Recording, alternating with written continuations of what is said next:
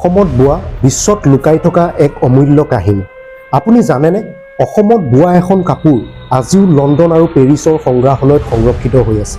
এখন কাপোৰ য'ত ৰঙীন সূতাৰে বোৱা হৈছিল ভগৱান শ্ৰীকৃষ্ণৰ জন্মৰ পৰা কংস বধলৈকে সমগ্ৰ লীলা। এইখন কোনো সাধাৰণ বস্ত্ৰ নহয়, এইখনেই বৃন্দাবনী বস্ত্ৰ। মহাপুৰুষ শ্ৰীমন্ত শংকৰদেৱৰ দৰ্শন, ভক্তি আৰু শিল্পৰ জীৱন্ত সাক্ষ্য। কিন্তু প্ৰশ্ন হ'ল, কেনেকৈ এই বস্ত্ৰ ইউৰোপ পালেগৈ? কিয় আজিও এই অসমলৈ ঘূৰি অহা নাই?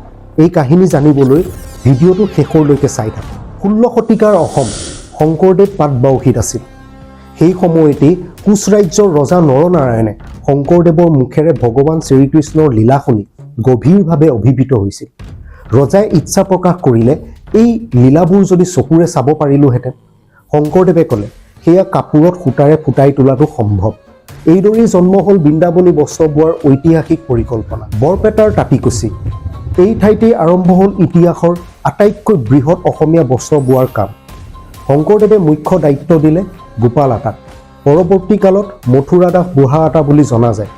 12জন মৰল আৰু চকুৰি তাঁতি, তেওঁলোকৰ বাবে এটা বিশেষ আহল বহল ঘৰ সাজি লোৱা হ'ল। বস্ত্ৰখনৰ আকাৰ আছিল দীঘল 6 কুৰি হাত, বহল 3 কুৰি হাত। ইমান ডাঙৰ বস্ত্ৰ অসমে আগতে কেতিয়াও দেখা পোৱা নাছিল। এই বস্ত্ৰত বোৱা হৈছিল শ্ৰীকৃষ্ণৰ জন্ম, নন্দ ৰজাৰ গৃহলৈ গমন, গোকুল আৰু বৃন্দাবনৰ লীলা, কংসবধ, নানা ৰঙৰ সূতা, নিখুঁত নক্সা, গভীৰ ভাৱ। শংকৰদেৱে প্ৰতিদিনে পাটবাউসীৰ পৰা তাঁতিকুচিলৈ গৈ নিজেই বোৱাৰ কাম চোৱা চিতা কৰিছিল।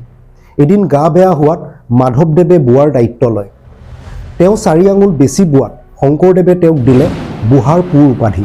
বস্ত্ৰখন সম্পূৰ্ণ হোৱাৰ পাছত ইমান ডাঙৰ আৰু গধুৰ আছিল যে মেলিবলৈ প্ৰায় 3 কুৰি মানুহ লাগিছিল।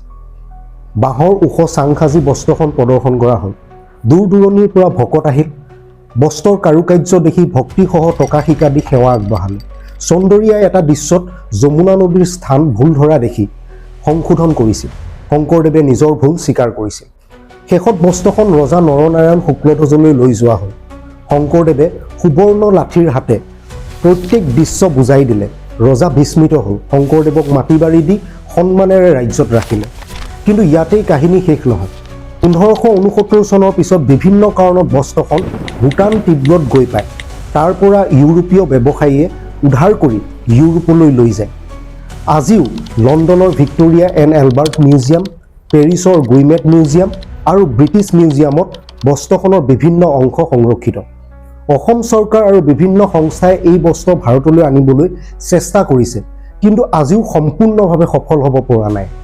প্ৰশ্ন হ'ল, এই অমূল্য ঐতিহ্য কেতিয়া আহিব অসমলৈ? অসমে নিজৰ ইতিহাস কেতিয়া আঁকোৱালি পাব? প্ৰশ্নৰ উত্তৰ এতিয়াও সময়ে দিব। এখন বস্ত্ৰ কেৱল সূতা আৰু ৰঙৰ সংমিশ্ৰণ নহয়, এই বস্ত্ৰ অসমীয়াৰ আত্মা, বিশ্বাস আৰু ইতিহাসৰ প্ৰতিচ্ছবি। এইখনেই হ'ল বৃন্দাবনী বস্ত্ৰ। 15শ শতিকাত মহাপুৰুষ শ্ৰীমন্ত শংকৰদেৱৰ তত্ত্বাৱধানত অসমীয়া শিপিনীয়ে বৈ উলিয়াইছিল এই অপূৰ্ব বস্ত্ৰ।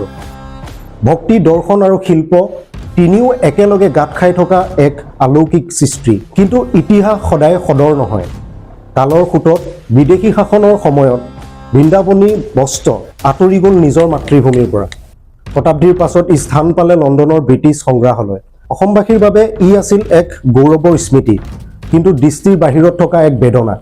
ঠিক তেনে সময়তে এক দৃঢ় সংকল্পেৰে নতুন অধ্যায় আৰম্ভ কৰিলে অসমৰ মুখ্যমন্ত্ৰী ডক্টৰ হিমন্ত বিশ্ব শৰ্মাই। কূটনৈতিক আলোচনা, সাংস্কৃতিক সংলাপ আৰু ঐতিহাসিক দায়িত্ববোধৰ জৰিয়তে অসম চৰকাৰে আৰম্ভ কৰিলে বৃন্দাবনী বস্ত্ৰ পুনৰ আনি অসমৰ মাটিত স্থাপন কৰাৰ প্ৰচেষ্টা।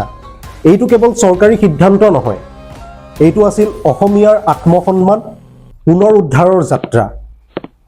শতাব্দীৰ অপেক্ষাৰ অন্তত বৃন্দাবনী বস্ত্ৰ পুনৰ উভতি আহিল নিজৰ ঘৰলৈ, অসমলৈ। বিশ্বৰ প্ৰান্তে প্ৰান্তে থকা প্ৰৱাসী অসমীয়াই এই খবৰক লৈ অনুভৱ কৰিলে এক গভীৰ আৱেগ। এইটো আছিল সকলো অসমীয়াৰ বিজয়।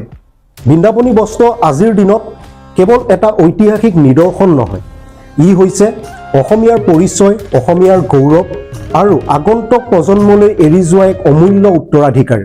ইতিহাস উভতি আহে যেতিয়া সংকল্প দৃঢ় হয়, বৃন্দাবনী বস্ত্ৰ গৌৰৱৰ অসমৰ ঘৰত পুনৰ প্ৰতিষ্ঠা।